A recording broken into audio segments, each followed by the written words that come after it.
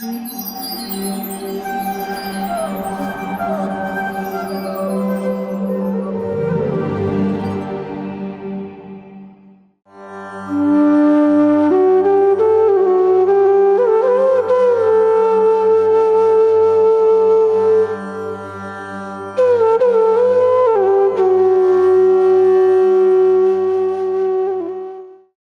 कृष्णा। आज के कार्यक्रम में आप सभी का हार्दिक स्वागत है। आज हमारे वक्ता हैं श्रीमान वृंदा नाथ प्रभु जी।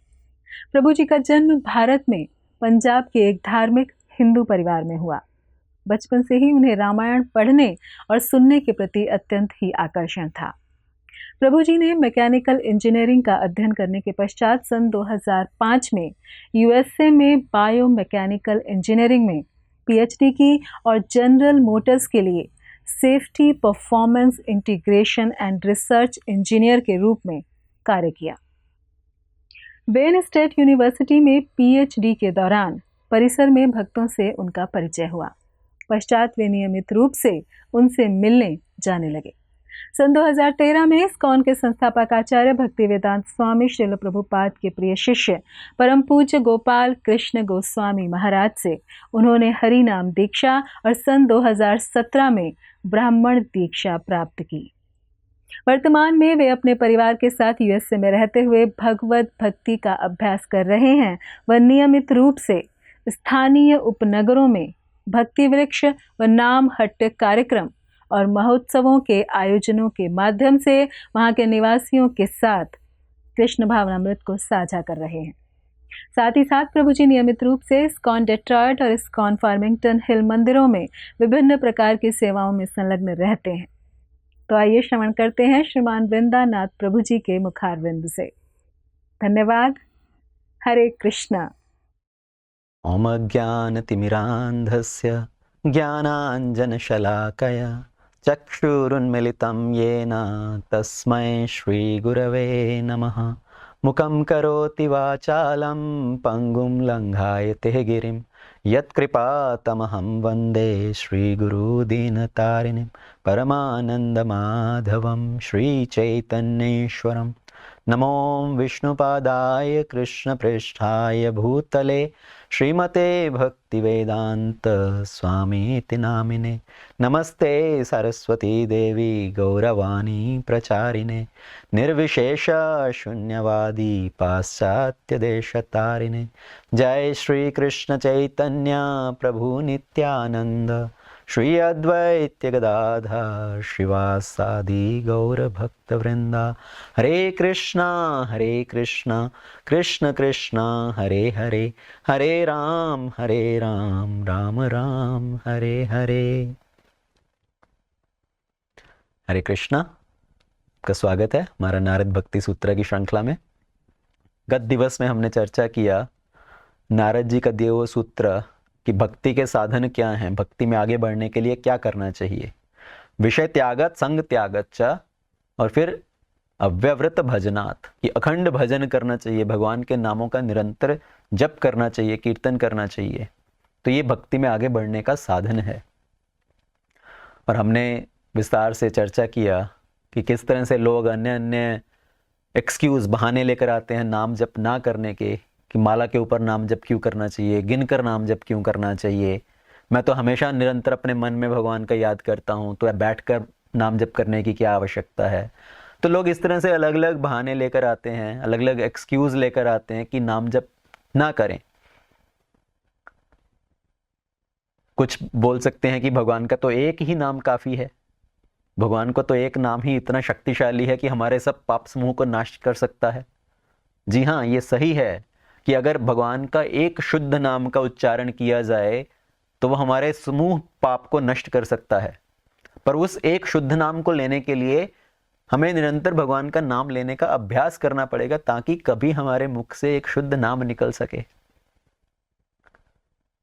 और हमारा जो वास्तविक लक्ष्य है वो सिर्फ पाप नाश करना नहीं है, वो है हमारा भगवान के प्रति प्रेम उत्पन्न करना।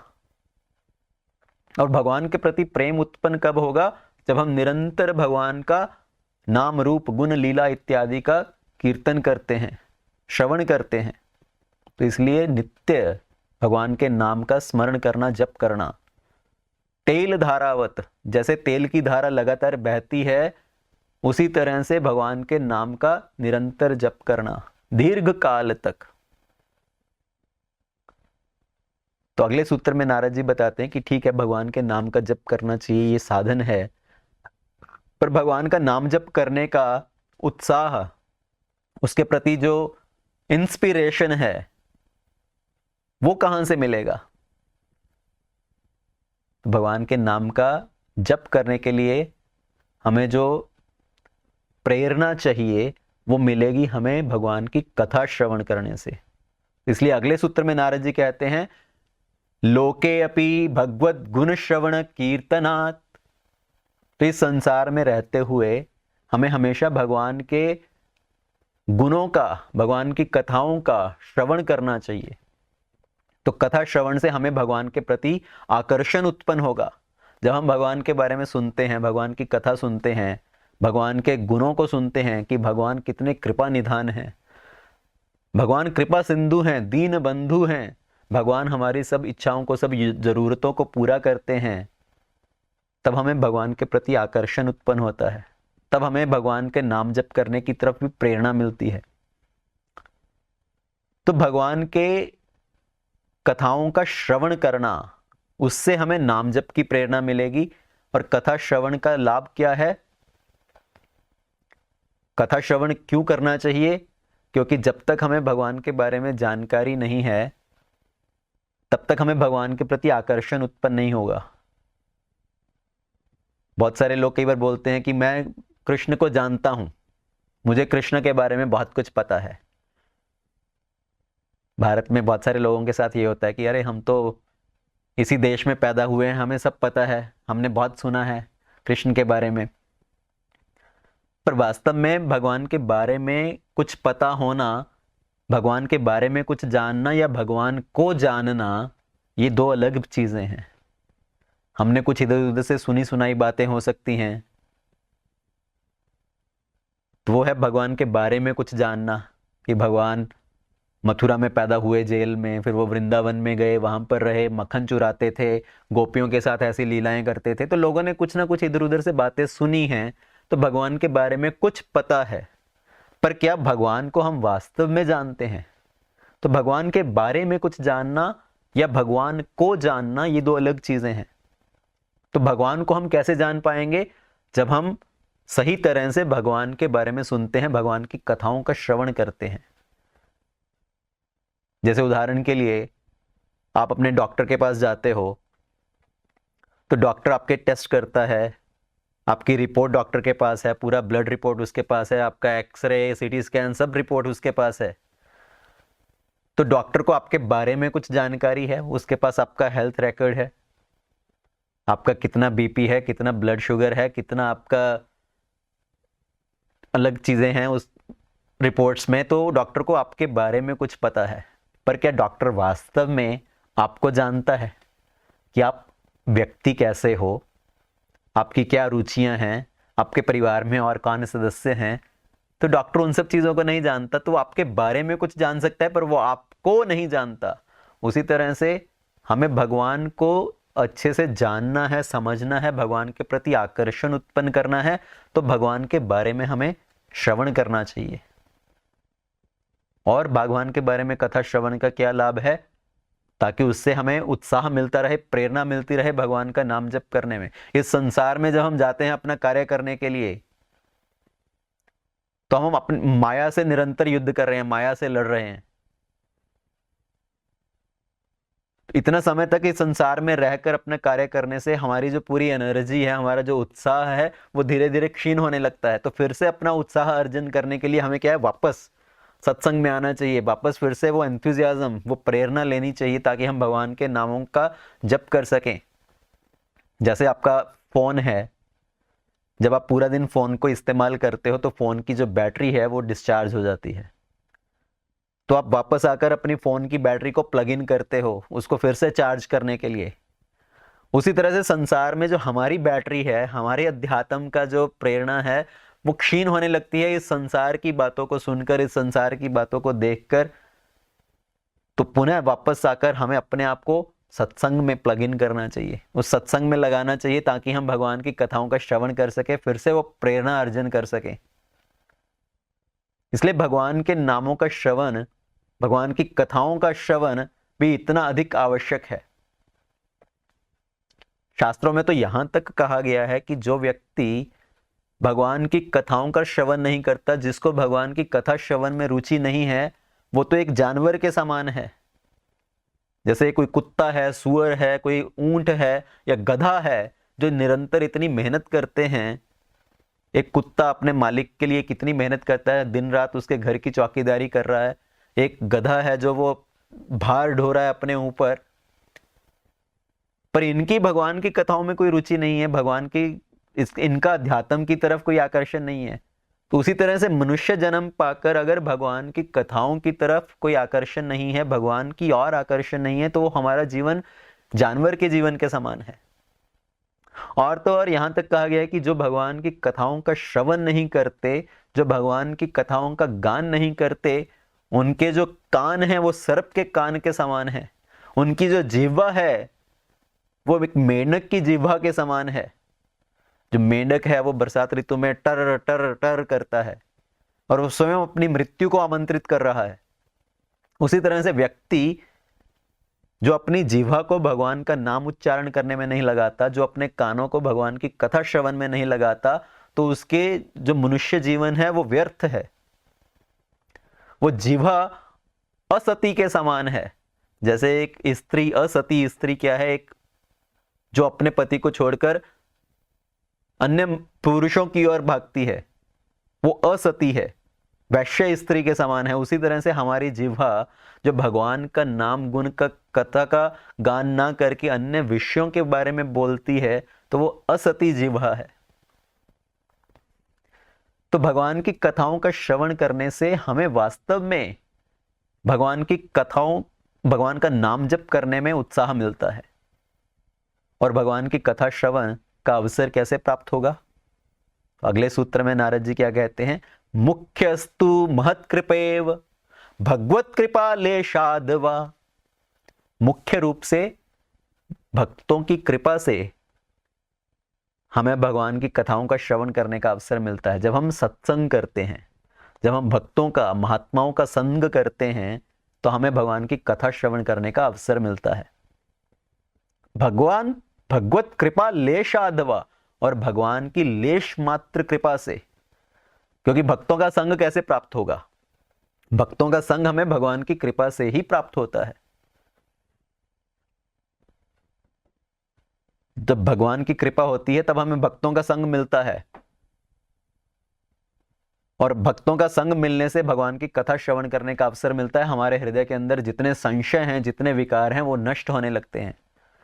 बिन सत्संग न हरि कथा, बिन हरि कथा मोह न भाग, मोह गए बिन राम पद, होए न अचल अनुराग। तो जब तक सत्संग नहीं होगा तो भगवान की कथा सुनने का अवसर नहीं मिलेगा। भगवान की कथा श्रवण किए बिना हमारे जो मोह हैं, जो ये हमारा मोह का जाल है, वो नष्ट नहीं हो सकता। और मोह का जाल नष्ट हुए बिना हमें भगवान के चरणों में अनुराग उत्पन्न नहीं होगा। तो भगवान की कथाओं का श्रवण करना, सत्संग में भगवान के भक्तों का संग करना, भगवान के भक्तों का संग मिलना बड़ा दुर्लभ है। भगवान की कृपा के बिना वो सत्संग प्राप्त नहीं होता। इस संसार में लोग कुछ भी सीखना चाहते हैं तो उसके लिए उनको एक गुरु की आवश्यकता है, एक टीचर की, एक मेंटर की आवश्यकता है। चाहे वो इंग्लिश सीखना चाहते हैं या साइंस सीखना चाहते हैं या मैथ सीखना चाहते हैं, तो कुछ भी सब्जेक्ट हमें सीखना है तो उसके लिए किसी की आवश्यकता है हमें उसको सीखने के लिए। यहां तक कि खेलकूद में कोई आगे बढ़ना चाहता है, 100 मीटर की रेस तक लगाने के लिए उनको एक मेंटर की आवश्यकता है। पर जब भगवान की भक्ति में आगे बढ़ने की बात आती है, जब आध्यात्मिक जीवन में आगे बढ़ने की बात आती है, तो हमें लगता है हमें किसी की आवश्यकता नहीं है। मैं बस किताबों से इधर उधर से पढ़कर, कुछ इंटरनेट से सर्च करके मैं भगवान के बारे में समझ सकता हूं। तो लोग हर चीज को गूगल पे जाकर सर्च करते हैं। तो गूगल को ही अपना गुरु बना लेते हैं। पर अगर हमें सही ढंग से भगवान के बारे में सीखना है, भगवान के बारे में समझना है, तो कहां से समझ सकते हैं, सीख सकते हैं? भक्तों के संग के द्वारा, एक गुरु के माध्यम से। गुरु क्या है? जो हमें अपना मन का दर्पण दिखाते हैं। जैसे एक दीवार के ऊपर शीशा टंगा हुआ है, उस शीशे पे आप अपना मुख देखते हो, अपने बाल संवारते हो, अपने दांत देखते हो, तो उस दीवार पर लगे हुए दर्पण में आपको अपना प्रतिबिंब दिखाई देता है। और उस दर्पण पे अगर धूल जमी हुई हो तो उस धूल को आप कैसे साफ कर सकते हो? उसके ऊपर कपड़ा मारकर, कुछ स्प्रे मारकर फिर उसको आप साफ करते हो। पर इस मन के ऊपर जो इतनी धूल जमी हुई है, जो इतना मैल जमा हुआ है, जो इतने विकार हैं, उस मन को साफ करने का क्या उपाय है? जब हम भक्तों का संग करते हैं, जब हम महात्माओं का, गुरुजन का संग करते हैं, तब हमारा जो मन रूपी दर्पण है वो इस मन रूपी दर्पण को साफ करते हैं। श्री गुरु चरण सरोज रज, निज मन मुकुर सुधार। तो जब हमें भक्तों के चरण धूलि प्राप्त होती है, तब हमारे इस मन के ऊपर जो लगी हुई मैल है वो नष्ट हो सकती है। हमारी जो बंद आंखें हैं वो बंद आंखें खुल सकती हैं। तो जो भक्तजन हैं, जो गुरुजन हैं, वो एक कुशल वैद्य के समान है, जो हमारी नब्ज देखकर हमें ये बता सकते हैं कि हमारे अंदर वास्तव में क्या रोग है, हमारी आसक्तियां कहां पर है, हमारी कहां पर गांठें पड़ी हुई हैं, और वो उस गांठ को खोल सकते हैं। इस संसार में बहुत सारे व्यक्ति होंगे जो हमें बाहरी दिखावे से हमारी प्रशंसा करते हैं। आपने कितने अच्छे कपड़े पहने हैं, आपके कितने अच्छे बाल हैं, आप कितने सुंदर लग रहे हो। तो बहुत सारे लोग होते हैं जो बाहरी चीज़ों को देखकर हमारी प्रशंसा करते हैं। जैसे एक फोटोग्राफर है, उस फोटोग्राफर को आपके सिर्फ बाहरी रूप रंग से मतलब है। आप फोटो खिंचवाने जाते हो तो वो देखेगा कि आपके कपड़े सब, कॉलर ठीक है, आपके बाल ठीक हैं,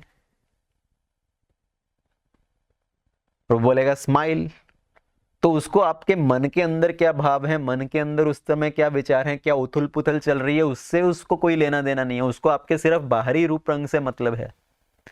यहां तक कि शादी के अवसर पर जब शादी हो रही है, लड़की की विदाई होने वाली है, लड़की के माता पिता, सब सगे संबंधी, वो इतने व्याकुल हैं, इतने शोकाकुल हैं, वो रो रहे हैं, पर फोटोग्राफर आएगा वहां पर, बोलेगा स्माइल प्लीज। तो उसको आपके हृदय के अंदर जो भाव चल रहे हैं उससे कुछ लेना देना नहीं है। तो इस संसार के ज्यादातर लोग उसी के समान हैं, जो आपकी बड़ाई करेंगे, प्रशंसा करेंगे कि आप कितने महान हो। पर दूसरी तरफ एक डॉक्टर है, जो डॉक्टर, उसको आपके बाहरी रूप रंग से कुछ मतलब नहीं है कि आपने कपड़े कैसे पहने हैं, आपके बाल देखने में अच्छे लग रहे हैं कि नहीं। वो देखेगा कि आपके शरीर के अंदर क्या बीमारी है। वो आपका ब्लड टेस्ट करेगा, आपका एक्सरे निकालेगा, और वो देखकर बताएगा कि आपके अंदर क्या बीमारी है। तो उसी तरह से जो भक्तजन हैं, जो गुरुजन हैं, वो हमें बताते हैं हमारे शरीर के अंदर, हमारे मन के अंदर वास्तव में क्या बीमारी है, कितनी वासनाओं ने हमें घेर रखा है। तो इसलिए भक्तों का संग करना ये परम आवश्यक है अगर हम भक्ति में आगे बढ़ना चाहते हैं, और भक्तों के संग में भगवान की कथाओं का श्रवण करना। तो सभी शास्त्रों में भगवान का सत्संग करके कथाओं का श्रवण करने की इतनी महिमा बताई गई है। यहां तक कि भगवान कृष्ण उद्धव जी को उपदेश देते हुए कहते हैं कि अन्य सभी साधनों में मुझे सत्संग सबसे प्रिय है। चाहे कोई व्यक्ति तीर्थ यात्रा करे, चाहे वो कितना मर्जी तप करे, जितना भी अभ्यास करे, योग करे, पर सत्संग मुझे सबसे अधिक प्रिय है, जहां पर हमेशा भगवान की कथाओं का गान हो रहा हो। भगवान तो स्वयं बोलते हैं कि मैं कहां पर विराजमान करता हूं। एक बार नारद जी ने भगवान को पूछा कि प्रभु आप कहां पर रहते हैं, आपका एक विजिटिंग कार्ड दे दीजिए, आप तो वैकुंठ में ही रहते होंगे वैसे तो भगवान ने क्या बोला, नाहम वसामि वैकुंठे योगी नाम हृदेषु वा यत्र गायन्ति मद भक्ता तत्र तिष्ठामि नारदा। हे नारद, मैं वहां पर रहता हूं जहां पर मेरे भक्त मेरी कथाओं का, मेरे गुणों का गान कर रहे हैं, श्रवण कर रहे हैं। इसलिए सत्संग की इतनी महिमा है। एक और कथा आती है सत्संग की महिमा को बताने के लिए कि भक्तों का, संत जनों का संग करना कितना आवश्यक है। एक बार युधिष्ठिर महाराज ने एक बड़ा यज्ञ किया, और उस समय पर जब यज्ञ किया जाता था तो यज्ञ के पूर्ण होने का पता कैसे चलता था? यज्ञ स्थली पर एक घंटी बांधी जाती थी, और यज्ञ पूर्ण होने के बाद अगर यज्ञ सफल हुआ तो वो घंटी स्वयं बजने लगती है। तो युधिष्ठिर महाराज ने इतने बड़े यज्ञ का आयोजन किया, इतना बड़ा भोज किया यज्ञ के बाद, पर ये घंटी नहीं बजी।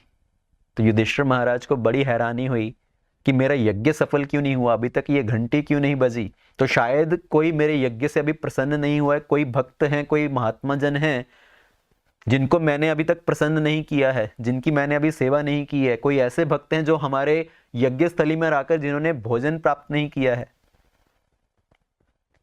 तो युधिष्ठिर महाराज ने अपने सभी सैनिकों को भेजा राज्य में सब जगह ढूंढने के लिए कि क्या कोई ऐसा व्यक्ति है जो हमारे यज्ञ से तृप्त नहीं हुआ है, जिसने यहां पर आकर भोजन ग्रहण नहीं किया है।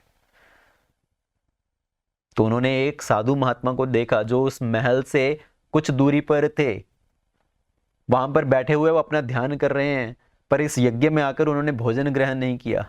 तो युधिष्ठिर महाराज चलकर गए उनके पास, उनको आमंत्रित किया कि आप हमारे यज्ञ पर आइए, वहां पर आकर भोजन ग्रहण कीजिए, हमें कृतार्थ कीजिए। तो महात्मा ने युधिष्ठिर महाराज को कहा कि मेरी एक शर्त है, अगर आप मेरी उस शर्त को पूरा कर दो तब मैं आपके यज्ञ में आकर आपका भोजन, आपका आतिथ्य स्वीकार करूंगा। और मेरी शर्त यह है कि अगर आप मुझे 100 यज्ञों का फल प्रदान करो तब मैं वहां पर आऊंगा। तो युधिष्ठिर महाराज ने सोचा हमारा एक यज्ञ भी सफल नहीं हो पा रहा और आप 100 यज्ञ का फल मांग रहे हैं कि मैं आपको 100 यज्ञों का फल प्रदान करूं। तो युधिष्ठिर महाराज निराश होकर वापस आए।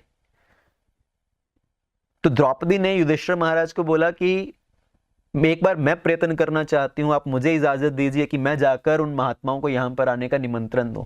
युधिष्ठिर महाराज ने सोचा हमने इतना प्रयत्न किया, इतना उनको समझाया, वो आने के लिए तैयार नहीं हुए, आप क्या करेंगी? तो द्रौपदी ने कहा आप मुझे एक अवसर दीजिए। तो युधिष्ठिर महाराज की आज्ञा से द्रौपदी गई उन महात्मा के पास, उन महात्मा को निमंत्रण दिया, आग्रह किया कि आप हमारे घर पर आइए, हमारे महल में आइए, भोजन ग्रहण कीजिए। और उन्होंने फिर से वही शर्त रखी कि आप अगर मुझे 100 यज्ञों का फल दो तब मैं जाकर आपके यज्ञ में आऊंगा। तो द्रौपदी ने कहा 100 यज्ञों का फल क्या, आपको करोड़ों करोड़ों यज्ञों का फल मिलेगा।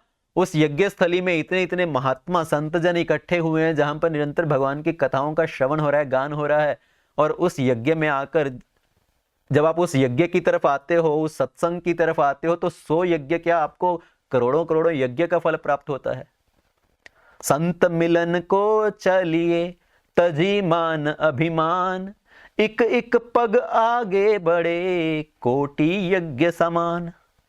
जब हम संत जनों से मिलने के लिए जाते हैं, सत्संग में जाते हैं, तो एक एक कदम एक यज्ञ के समान है। तो द्रौपदी ने उनको कहा कि हमारा घर, हमारा महल यहां से 500 कदम की दूरी पर है, तो 100 यज्ञ क्या, आपको 500 यज्ञ का फल प्राप्त होगा। आप हमारे यज्ञ में पधारिए, सत्संग में पधारिए।